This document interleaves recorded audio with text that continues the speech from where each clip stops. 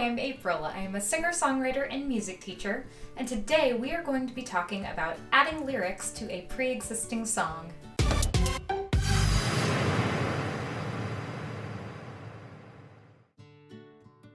The first step is to start coming up with ideas. So if this is a song that somebody else wrote and maybe they came to you and thought, hey, you're a really good writer, why don't you try your hand at writing some lyrics for it? You're going to start by just asking them if they have any ideas. See if maybe they came up with a title for the piece or if they had any subject matter in mind. You can also use this opportunity as a time to ask them if they had any subject matter that they don't want included in their song. If, however, you wrote the song or they don't have any ideas whatsoever, what I want you to do is close your eyes and just listen to the entire song front to back. If as you're listening you start to feel melancholy or sad, make sure that you pay attention to that. Same thing goes for if it makes you feel really chill and relaxed, or if it makes you feel really happy and excited. Just kind of pay attention to the thought patterns that arise and pay attention to the way it makes you feel. While you're listening, make sure that you don't just focus on the overall feeling, but also pay attention to those little spikes in emotion, or those little moments where it sort of plateaus or dips. You might even find that in that really sad song that there's a moment that feels really hopeful.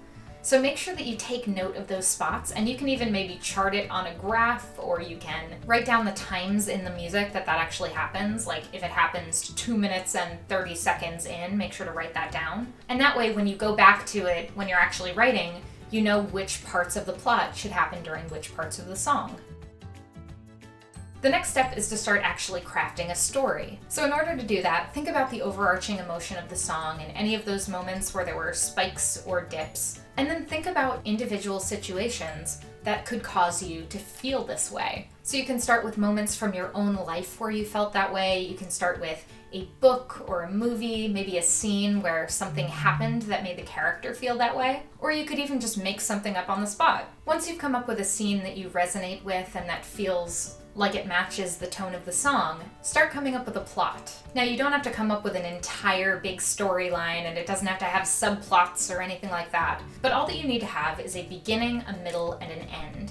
From here, think about who the characters are, who's singing, who are they singing to, and think about why those characters are maybe feeling that emotion. Are they in the middle of a breakup? Are they falling in love? Are they best friends? Think about exactly what's happening in that scene, and start to flesh it out from there. You can also pay attention to where they are or when they are. Is this taking place in the future, sometime in the past, or is it now? Does it take place over an hour, or does it take place over thousands of years? And don't be afraid to get specific. If they're in a big open field, tell us about the mosquitoes. If they're on a leather sofa and they're wearing shorts, tell us about how their leg sticks as they're standing up. Get really super detailed, and it's going to allow your listener to get really wrapped up in the world of the story a lot more easily. If this task feels really difficult and you don't really know how to shape any of these thoughts or how to write them down, you can check out my lyric writing cheat sheet, which is in the description below.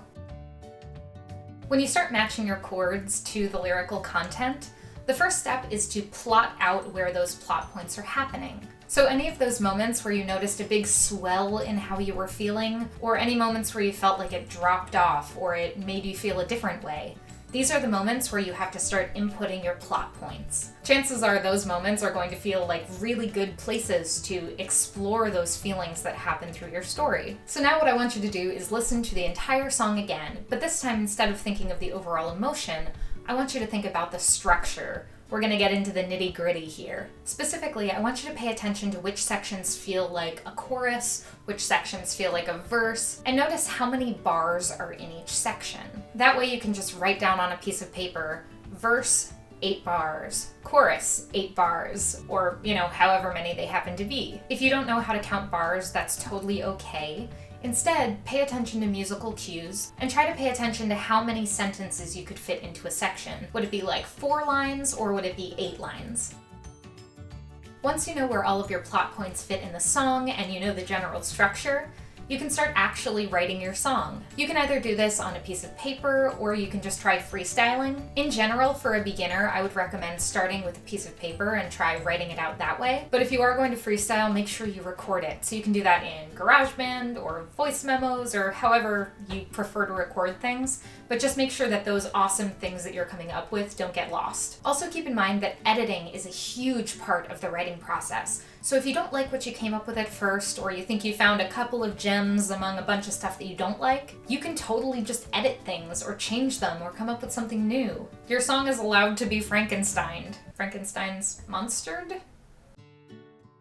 I made a whole video a little while ago on melody writing, so I'm not going to go too deep into it, but you can watch it right there if you are interested. But I'm going to give you just a couple of useful tips that you can get started with. The first is to get started with notes that are in the chord. So if, for instance, you're playing a C chord, you want to make sure that your melody starts on a C, an E, or a G. And as you get a little more advanced, you don't necessarily have to stick to those chord tones. But it's a great place to start, and it'll help you kind of get off on the right foot and make sure that you are in the key that you're playing in. Once you pick that starting note for your chord, it might be a little bit easier to just come up with a melody on the fly, but then you can experiment by using a mix of steps, skips, and jumps. The next tip is to use patterns and repetition. If the first part of my melody goes, then I want the next part of my melody to feel like an answer to that first part. So I'd probably want to start it the same way, and then maybe finish it. So try to use those patterns as almost a call and a response, and then from there, continue by using repetition. The last tip is to make sure that all of your sections sound different. If the melody in your verses sounded really quick and choppy, when you get to your chorus, you can maybe shift over and play something that's a little smoother and flowier and more legato. If you used a lot of steps in your melody, try using a big jump in your chorus. That way your listener kind of stays on their toes and doesn't get too bored with any one section. With all that said, I hope you enjoyed this video. If you did, make sure to leave me a like, let me know in the comments, subscribe to the channel, and make sure that you ring that little bell to be notified the next time I post.